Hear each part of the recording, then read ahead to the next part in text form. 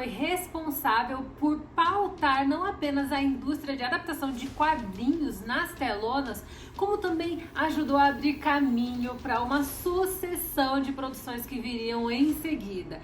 X-Men é um filme que é extremamente importante para a indústria do cinema. E o primeiro filme da franquia, X-Men, o filme, completou 20 anos em julho desse ano.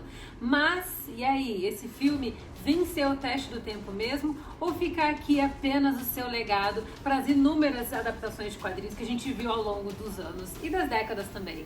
Bora falar sobre isso aqui agora, nesse Cine Nostalgia que tá cheíssimo de saudade.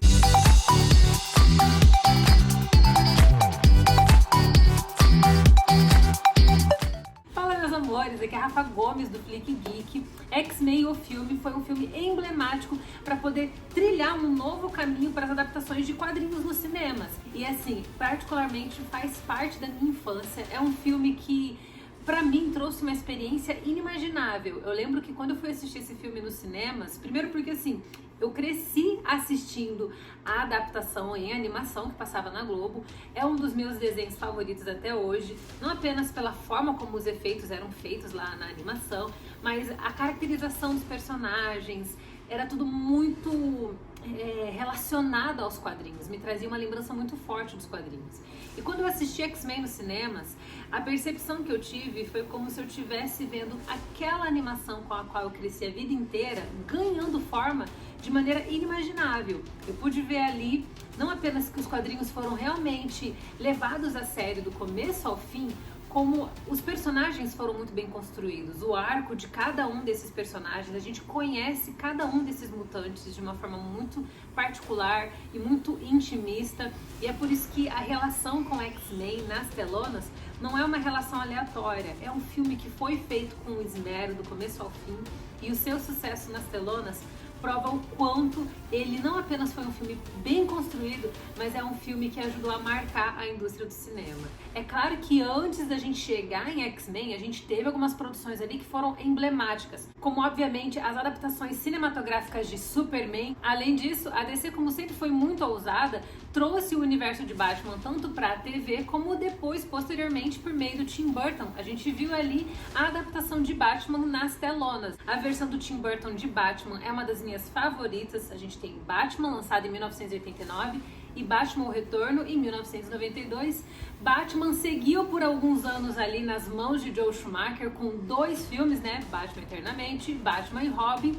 98 a gente teve o lançamento de Blade, que foi um filme fantástico, que não apenas rompeu uma série de barreiras raciais, mas também começou a determinar um pouquinho mais o rumo para o que hoje nós estaremos vivendo nas adaptações de quadrinhos, mas foi com X-Men que uma nova geração de heróis começou a migrar para o cinema em uma indústria que estava com um potencial ainda maior para crescer. Por que eu citei os outros personagens anteriores? Porque é óbvio que se hoje a gente vive o que a gente está vivendo, a gente não pode de forma alguma tirar o mérito e a coroa da DC, mas é claro que o trabalho que a DC fez lá atrás ajudou e muito a trilhar o caminho que X-Men começou a trilhar nos anos 2000 e que, é claro, acabou gerando uma série de outras produções como Homem-Aranha, Homem-Aranha 2 e por aí vai, e o resto é história, né? E essa produção, que foi dirigida por Bryan Singer, contou com Stan Lee como produtor executivo. E essa produção, gente, que custou 75 milhões de dólares, alcançou quase 300 milhões de bilheteria. Uma bilheteria surpreendente, principalmente porque o passado recente não tinha sido lá tão positivo em se tratando de adaptações de quadrinhos, né? O trabalho que o Joel Schumacher fez com seus 2 filmes do Batman não se saíram muito bem, até hoje eles recebem duras críticas. Fato é que os 2 últimos filmes do Batman nos anos 90 são pavorosos. A gente tem o Batman com mamilo ali, é uma coisa horrorosa, né? Mas aqui em X-Men nós vemos esses heróis que sempre foram tão populares nos quadrinhos ganhando uma versão cinematográfica feita com muita maturidade e com efeitos visuais surpreendentes.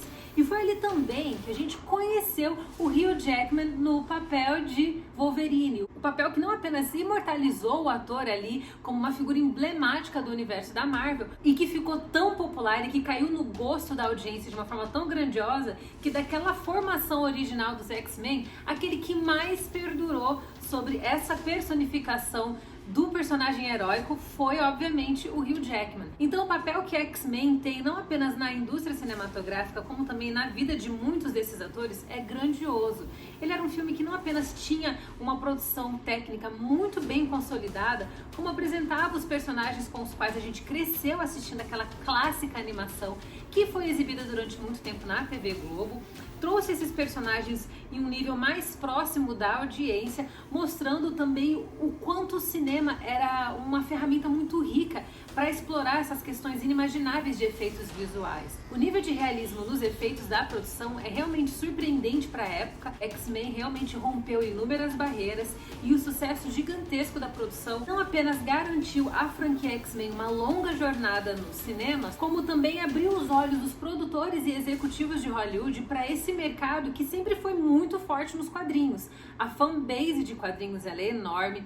Eu cresci lendo os quadrinhos, principalmente os quadrinhos da DC. Acompanhei também um pouco os quadrinhos dos X-Men e também os quadrinhos do Homem-Aranha, mas eu fui cercada por esse universo, assim como a geração que é dos anos 80, anos 90, a geração millennial em geral, ela é muito aficionada por esse universo de quadrinhos, mas a indústria de Hollywood não enxergava esse mercado como algo muito produtivo para o qual valia a pena investir. Os erros cometidos pela Warner Brothers lá na produção de Batman Eternamente e Batman e Robin acabaram marcando um pouco a indústria, com muitos produtores ficando bem receosos a respeito de até que ponto valia a pena investir nesse mercado.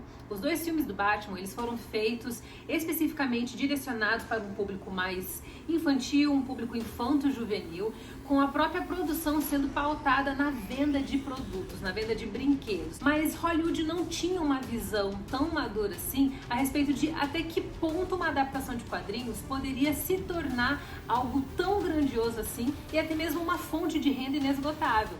Com o X-Men, o mercado começou a se transformar e o resto vocês já sabem como é que é. Hoje é todo mundo vestindo camisetas inspiradas em adaptações de quadrinhos. Existe um mercado de produtos, de colecionáveis, de brinquedos que é realmente gigantesco. Fora o mercado de roupas que acabou crescendo demais em virtude do sucesso, da popularização dessas adaptações de quadrinhos, e X-Men é parte central disso. Foi ali que houve uma ruptura grandiosa, foi ali que a indústria começou a mudar a sua visão e hoje a gente tem ali no mínimo 5 estreias de adaptações de quadrinhos por ano. E isso só prova, gente, que a indústria de adaptações de quadrinhos cresce cada vez mais.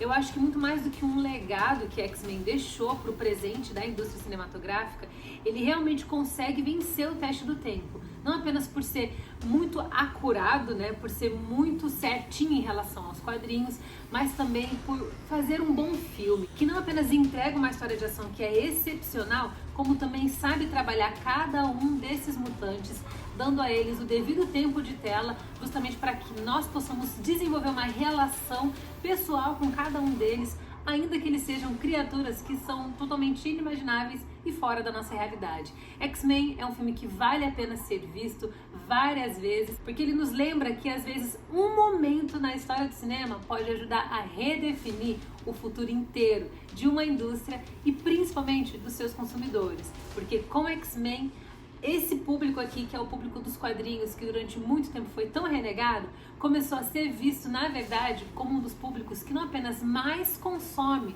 mas também um dos públicos que mais tem opinião formada sobre cultura e sobre arte. Eu espero que você tenha gostado desse vídeo. Se você curtiu esse vídeo, não deixa de me acompanhar aqui no canal, se inscreva aqui no Flick Geek, ok? E me acompanhe lá nas redes sociais. Eu estou no Instagram, no @RafaGomes, e lá no Facebook também te esperando, no Flick Geek. Um beijo para todos vocês e até a próxima.